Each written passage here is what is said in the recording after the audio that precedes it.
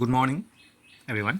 আজি যি আমাৰ ADRE যি class 4 written exam viva exam হৈ গ'ল। চ' আজি ভাইভা এক্সামৰ ৰিজাল্ট ডিক্লেয়াৰ্ড হ'ব।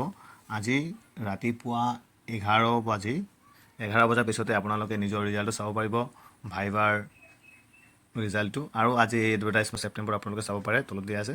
চ' ইয়াতে দিছে যিসকলৰ এপেয়াৰ হৈছিলে ভাইভা এক্সামত তেওঁলোকৰ শ্বৰ্ট লিষ্টেড আজি ৰিজাল্টটো ওলাব। আৰু তেওঁলোকে কি কৰিব লাগিব, 11 বজাত www.site.sebaonline.org এই ৱেবছাইটটোত গৈ নিজৰ ৰিজাল্টটো চেক কৰিব পাৰিব।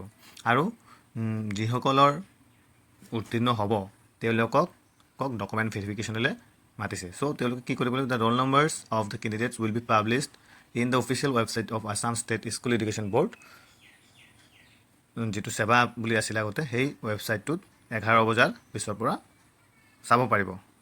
আৰু তাতে আপোনালোকৰ ভেনু ক'ত আপোনালোকৰ ডকুমেণ্ট ভেৰিফিকেশ্যন হ'ব, টাইম, ডেট গোটেইখিনি দিয়া থাকিব। আৰু আপোনালোকে নিজে চেক কৰি লৈ নিজে আৰু গোটেইখিনি যিমান ডকুমেণ্ট আছে নেচেচাৰী ডকুমেণ্টছ, আপোনালোকৰ অৰিজিনেল ফটো আইডেণ্টিটি কাৰ্ড, তাৰপিছত hard copy of interview admit card, যিটো ইণ্টাৰভিউ আপোনাৰ হৈছিলে তাত যিটো হাৰ্ড কপি আছিলে সেই এডমিট কাৰ্ডটো লৈ যাব লাগিব। আৰু ৰিলেভেণ্ট ডকুমেণ্ট যিমান আছে গোটেইখিনি লৈ আপোনালোকক দিয়া যিটো ভেনু, ডেট, টাইম সেইমতে আপোনালোকে ভেনুত উপস্থিত হ'ব লাগিব। আৰু এই ভেৰিফিকেশ্যন প্ৰক্ৰিয়াটো আৰম্ভ হ'ব 9 ছেপ্টেম্বৰৰ পৰা।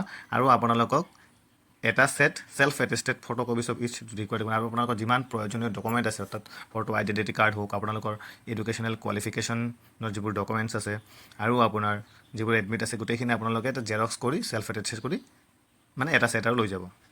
তাৰপিছত আজি আপোনালোকে কেনেকৈ ৰিজাল্টটো চেক কৰিব সেইটোও মই আপোনালোকক ইয়াত দেখুৱাই দিছোঁ। আপোনালোকে প্ৰথমে লাগিল মই আকৌ দেখুৱাই দিছোঁ, সেৱা অনলাইন বুলি চাৰ্চ কৰি দিব। সেৱা অনলাইন বুলি চাৰ্চ কৰাৰ পিছত আপোনালোকৰ সন্মুখত যিটো ৱেবছাইট খোল খাইছে site.sebaonline.org সেইটোত আপোনালোকে ক্লিক কৰি দিব। ক্লিক কৰাৰ পিছত আপোনালোকৰ সন্মুখত এনেকুৱা ধৰণৰ এটা পেজ খোল খাব। তাতে আপোনালোকে চাওক, এইটো একচুৱেলি ক্লাছ 4ৰহে, মানে যিটো গ্ৰেড 4 আছিল, গ্ৰেড 4ৰ এক্সামটো।